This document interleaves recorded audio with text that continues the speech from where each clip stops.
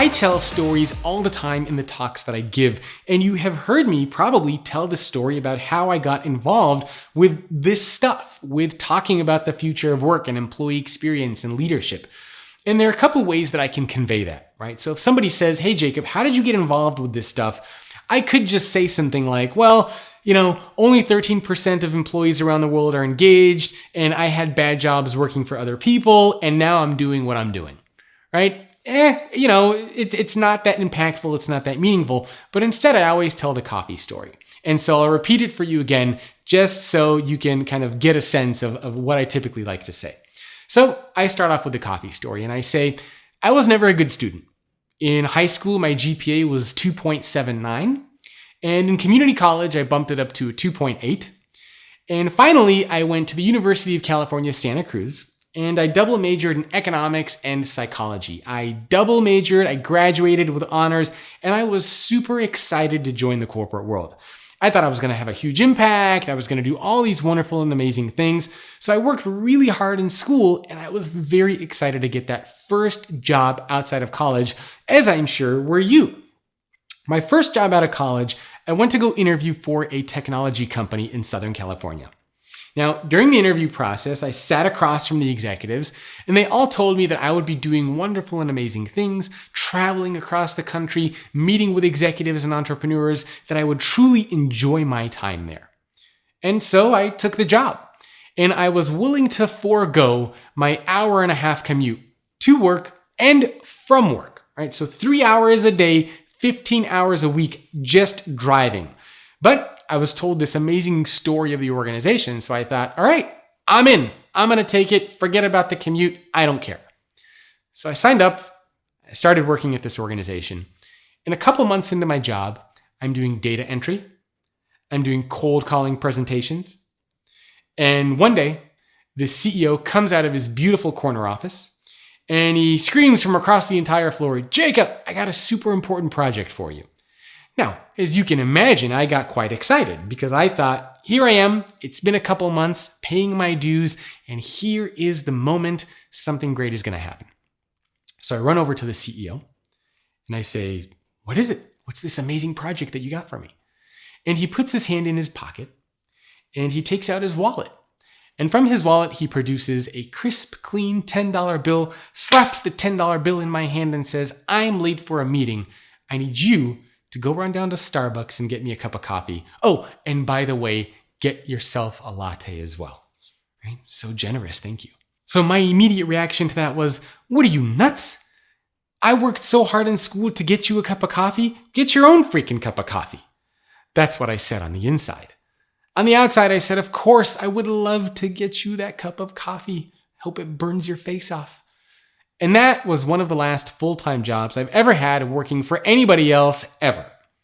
Okay, so that's my coffee story. That's what I like to tell people during keynotes because it helps tell a story of how I got involved with what I'm doing. It's maybe a little bit funny, maybe it's a little bit engaging, right? It tells that bit of a story. That's very different than just saying, oh, their companies are bad and I'm trying to help make good companies out there. It's not very engaging, not very compelling. And if you think about great communicators, that's one of the things that they all have in common is storytelling. I love this quote from Richard Branson. And he says that storytelling is the best way we have of coming up with new ideas. And he puts that into action by actually hosting these little campfire sessions where employees gather together and just share stories with each other. People have been telling stories since the dawn of time. It's why when you were a kid, you wanted your parents to read you a story before bed. It's why your kids now want you to read them a story before a bed. We all love stories. We sit around campfires and tell stories. This is just kind of part of being human. We all like and enjoy stories because it's a great way to get your point across. It's a great way to get an idea across to other people. There was an interesting study that was actually done around this where a Save the Children pamphlet was printed out. And it was two versions. One version of the Save the Children pamphlet had facts and figures, just a bunch of data. And the other version of the pamphlet had stories about the children. And the study basically had people get different versions of the pamphlet, and the people who received the pamphlet were then asked to donate $5 to the Save the Children campaign. The people who received the story version of the pamphlet donated almost twice as much as those who just had the pamphlet with statistics and data on it. So clearly, storytelling matters. Another study looked at facial expressions that people have while they are seeing storytelling ads. And scientists looked at the facial expressions of people as they were watching these storytelling ads, and they realized that through stories, there is an enormous potential to motivate employees and to engage and to inspire them.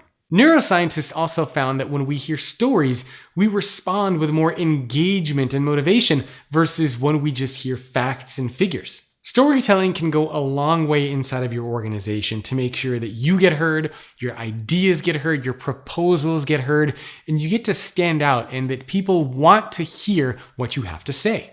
There are a lot of great organizations out there that use storytelling as a part of their campaigns, both internally and externally, as a way to get their messages across. Airbnb, for example, they don't just list properties that they might have. They don't just put up pictures of homes, but they actually help walk you through what an experience might look like by visiting a particular part of the world, a specific city, a country, a region, as if you are actually already there.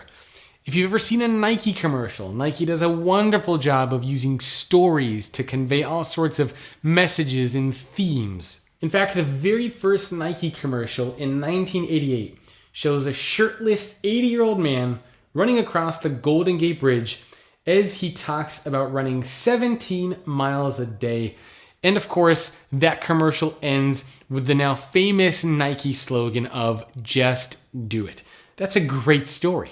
Elon Musk, Bill Gates, all of these very successful executives are able to build their companies by telling stories to their shareholders, stories to the people who invest in them, stories to all of us who are buying their products and services, all of us who are believing in the vision and the mission that these organizations are setting out to accomplish.